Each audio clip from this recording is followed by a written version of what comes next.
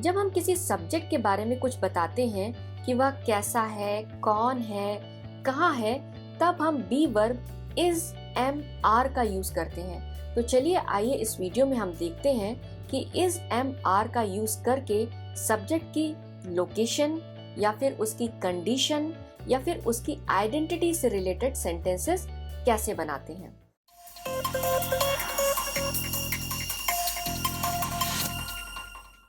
मैं खुश हूँ। ये लड़का खुद के बारे में बात कर रहा है। मैं यानी कि आई, खुश यानी कि हैप्पी। एम जिसका अर्थ होता है हूँ, ये एक बी वर्ब है। वो सब्जेक्ट आई को उसकी कंडीशन हैप्पी से जोड़ता है और ये बताता है कि सब्जेक्ट प्रेजेंट में हैप्पी कंडीशन में है, यानी हैप्पी स्टेट में है। और अब देखो पूरा sentence, I am happy, I am happy. अब यहाँ पर ये ध्यान दीजिए कि इस सेंटेंस में एम एक अकेला वर्ब है, उसके साथ और कोई भी वर्ब नहीं आ रहा है। तो इसका मतलब ये हुआ कि एम यहाँ पर मेन वर्ब की तरह काम कर रहा है, मुख्य क्रिया की तरह कार्य कर रहा है और सब्जेक्ट आई की कंडीशन या फिर स्टेट को बता रहा है। आप आज व्यस्त हैं। जब हम अपने सामने वाले से बात करते हैं तो कहते हैं आप। इंग्लिश में इसे कहते हैं यू। व्यस्त यानी कि बिजी, काम में बहुत उलझा हुआ, ये उसकी हालत है, कंडीशन। और आर जिसका अर्थ होता है हैं, वो एक बी वर्ब है और ये यू को उसकी कंडीशन बिजी से जोड़ता है और बताता है कि प्रेजेंट में वह बिजी कंडीशन में है। और अब पूरा सेंटेंस देखिए, you are busy today. Today का अर्थ होता है आज। You are busy today. हम भूखे हैं। ये लड़का और उसका डॉगी दोनों मिलकर के क्या हो गए, हम, यानी कि वी। सेंटेंस का सब्जेक्ट है वी। भूखे हैं यानी कि हंग्री, ये इनकी हालत है। कैसी हालत, खाने की जरूरत वाली। आर यहाँ पर एक बी वर्ब है जिसका अर्थ होता है और ये सब्जेक्ट वी को उसकी कंडीशन हंग्री से जोड़ता है और ये बताता है कि ये प्रेजेंट में भूखे हैं। और आइए हम अपना सेंटेंस कंप्लीट करते हैं। We are hungry. We are hungry यानी कि हम भूखे हैं। और यहाँ पर ये ध्यान दीजिए कि आर के बाद कोई भी वर्ब नहीं आया है। आर यहाँ पर मेन वर्ब है, मुख्य क्रिया है जो वी को उसकी कंडीशन हंग्री से कनेक्ट कर रहा है और ये वी के द्वारा किए गए किसी कार्य को नहीं बता रहा है, बल्कि वी की अवस्था यानी कि वे भूखे हैं ये बता रहा है। हमारे पापा यहाँ हैं। हमारे पापा यानी कि आवर फादर। अब सब्जेक्ट यानी आवर फादर, इनकी लोकेशन क्या है, यहाँ। यहाँ के लिए हम क्या यूज करेंगे, हियर। अब सब्जेक्ट और उसकी लोकेशन से जोड़ने के लिए हम इस बी वर्ब को यूज करेंगे। इसका अर्थ होता है हैं। अब हम अपना सेंटेंस बनाते हैं। Our father is here. हमारे पापा यहाँ हैं।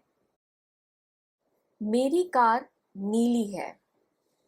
मेरी कार यानी कि माय कार। नीली यानी कि ब्लू। इज यानी कि है। My car is blue. मेरी कार नीली है। यह रवि है। देखिए वह किसी को फोटो दिखा रही है। यह यानी कि ही, यानी ये लड़की जिस बच्चे की बात कर रही है उसे ही कहा गया है और ये रही उसकी फोटो और ये लड़का है रवि। अब सब्जेक्ट ही को उसके नाम से जोड़ने के लिए हम यूज करेंगे इज, जो कि एक बी वर्ब है और इसका अर्थ होता है। अब आइए हम अपना सेंटेंस कंप्लीट करते हैं। He is Ravi. He is Ravi. यह रवि है। ही का अर्थ यह और वह दोनों ही होता है। जिसके बारे में हम बात कर रहे हैं, अगर वह पास में है तब ही का अर्थ होगा यह और अगर वह दूर है तब ही का अर्थ होगा वह। छात्र कक्षा में हैं। ये देखिए, ये है छात्र, इंग्लिश में इन्हें कहते हैं स्टूडेंट्स। और ये है कक्षा, यानी जहाँ पढ़ाई होती है, इसे इंग्लिश में कहते हैं क्लासरूम। आर, जिसका अर्थ होता है हैं। अब यहाँ पर सब्जेक्ट क्या है? स्टूडेंट्स। ये प्लूरल सब्जेक्ट है, यानी कि एक से ज़्यादा स्टूडेंट्स, और इसलिए हमने इनके साथ आर लगाया है। यहाँ पर आर स्टूडेंट्स को उनकी लोकेशन यानी कक्षा उनसे कनेक्ट करता है और बता रहा है कि स्टूडेंट्स कहाँ हैं, कक्षा में हैं।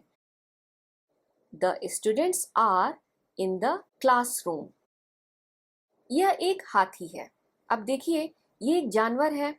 क्या है ये? एक हाथी है। तो यह यानी इट।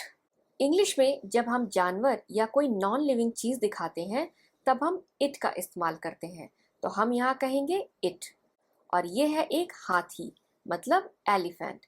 अब हमारे पास है इट और उसकी पहचान एलिफेंट। तो इट के बाद हम क्या जोड़ेंगे? इज, क्योंकि इट एक सिंगुलर सब्जेक्ट है, तो इट के बाद हमेशा इज आता है। अब हमारे पास है इट इज एलिफेंट, लेकिन सेंटेंस अभी अधूरा है। इसे जब हम पूरा करेंगे तो लिखेंगे it is an elephant. An क्यों? क्योंकि एलिफेंट का पहला साउंड है ई, वॉवेल साउंड, इसलिए हम एन का प्रयोग करेंगे और हमारा सेंटेंस हो जाएगा इट इज एन एलिफेंट। ज्योति एक अध्यापिका है। ज्योति क्या है? एक अध्यापिका है।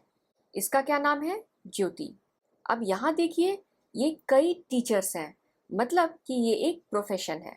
जैसे डॉक्टर, इंजीनियर, वैसे ही टीचर भी एक प्रोफेशन होता है। हम ज्योति के प्रोफेशन की बात कर रहे हैं, तो हमें ज्योति को उसके प्रोफेशन से लिंक करने के लिए, कनेक्ट करने के लिए इज की ज़रूरत पड़ेगी, क्योंकि ज्योति एक सिंगुलर सब्जेक्ट है। तो अब हमारे पास है ज्योति इज टीचर, लेकिन अभी भी कुछ मिसिंग है। तो आइए हम अपना सेंटेंस पूरा करते हैं। ज्योति इज अ टीचर, यानी कि ज्योति एक अध्यापिका है। अब यहाँ पर हमने फिर से ए क्यों ऐड किया? क्योंकि टीचर एक काउंटेबल नाउन है, और जब हम किसी एक चीज़ की बात करते हैं तो हम उसके आगे ए या फिर एन लगाते हैं। तो यहाँ पर हमने ए लगाया है और हमारा सेंटेंस बन जाता है ज्योति इज अ टीचर। कमरा साफ है। तो यहाँ है एक कमरा, इंग्लिश में हम इसे कहते हैं रूम। साफ यानी कि क्लीन। अब हमें इन दोनों शब्दों को जोड़ना है, रूम और क्लीन को। तो हम यहाँ पर क्या लगाएंगे? Is. Room is clean. Is यहाँ पर ये बता रहा है कि रूम क्लीन है, साफ है। तो आइए हम सेंटेंस को कंप्लीट करते हैं। The room is clean. The room is clean. यहाँ पे हमने द इसलिए लगाया है क्योंकि हम इस एक स्पेसिफिक रूम की बात कर रहे हैं जो हमारे सामने है। प्रीति 30 साल की है। यह है प्रीति, यानी कि एक लड़की। और अब हम उसकी उम्र बताएंगे कि वह कितनी है।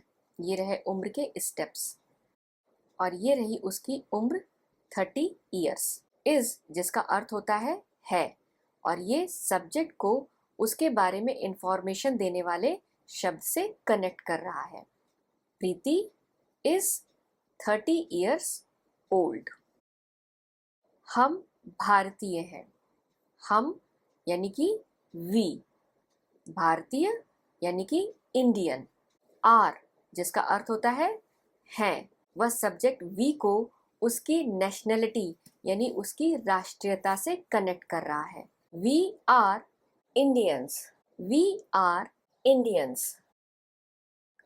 सूप गरम है। Soup SOUP, soup. गरम यानी कि हॉट। सूप गरम अवस्था में है, ये बताने के लिए हम टू बी वर्ब इज का यूज करेंगे। Soup is hot. सूप गरम है, लेकिन अभी ये सेंटेंस इनकम्प्लीट है, क्योंकि हम जिस विशेष सूप के बारे में बात कर रहे हैं वो हमारे सामने है। तो इसलिए हम ऐड करेंगे the soup is hot. The soup is hot. वे मेरे दोस्त हैं। वे यानी कि एक से ज़्यादा लोगों की बात हो रही है। जब एक से ज़्यादा लोग हो तब हम प्रोनाउन यूज़ करते हैं दे। दोस्त यानी कि फ्रेंड्स। आर, ये सब्जेक्ट दे को उसकी आइडेंटिटी फ्रेंड से कनेक्ट करता है, जोड़ता है और ये बताता है कि वे दोस्त हैं। They are friends. अब वे किसके दोस्त हैं? मेरे दोस्त हैं। तो यहाँ पर हम सेंटेंस कंप्लीट करेंगे, they are my friends. Nitin दयालु है। नितिन दयालु यानी कि काइंड। नितिन को उसकी विशेषता से जोड़ने के लिए हम इस बी वर्ब का यूज करेंगे और सेंटेंस बन जाता है Nitin is kind. Nitin is kind. मेरे पिताजी एक डॉक्टर हैं। मेरे पिताजी माय फादर। डॉक्टर। आइए चलिए अब आप बताइए कि हम कौन सा बी वर्ब लगाएंगे। इज, करेक्ट, जिसका अर्थ होता है हैं। My father is a doctor. My father is a doctor. Burger tasty, और यहां पर कौन सा बी वर्ब होगा? इज। बर्गर इज टेस्टी, लेकिन हम इस स्पेसिफिक बर्गर की बात कर रहे हैं तो इसलिए हम आर्टिकल द का यूज करेंगे। The burger is tasty. Burger स्वादिष्ट है। पेड़ हरे हैं। पेड़ यानी कि ट्रीज, बहुत सारे पेड़ों की बात हो रही है, ट्रीज। हरे यानी हरा रंग, ग्रीन। और यहाँ हम किस वर्ब का यूज करेंगे जो कि ये बताएगा कि पेड़ हरे हैं? Are, correct. आर यहाँ ये बता रहा है कि ट्रीज ग्रीन है। Trees are green. और सेंटेंस कंप्लीट करते हैं, द ट्रीज आर ग्रीन। सड़क लंबी है। सड़क यानी रोड, लंबी यानी कि लॉन्ग। और अब सड़क को उसकी विशेषता बताने वाले शब्द से यानी लॉन्ग से कनेक्ट करने के लिए हम किस वर्ब को यूज करेंगे? Is, correct. इसका अर्थ होता है। रोड इज लॉन्ग, सड़क लंबी है। और आइए इस सेंटेंस को हम कंप्लीट करते हैं, द रोड इज लॉन्ग, सड़क लंबी है। वे जुड़वा हैं। वे यानी कि सब्जेक्ट एक से अधिक है तो उनके लिए हम यूज करेंगे दे, और जुड़वा इनकी इंग्लिश होती है ट्विंस। और अब बताइए कि यहाँ पर हम किस बी वर्ब का यूज करेंगे? तो दे के साथ हमेशा हम आर का यूज करते हैं। They are twins. They are twins यानी कि वे जुड़वा है। Thank you for watching. I hope आपको मेरा वीडियो पसंद आया होगा। मेरे इस वीडियो को लाइक और शेयर जरूर कीजिए, साथ में मेरे इस चैनल को सब्सक्राइब करना मत भूलिए। थैंक यू, धन्यवाद।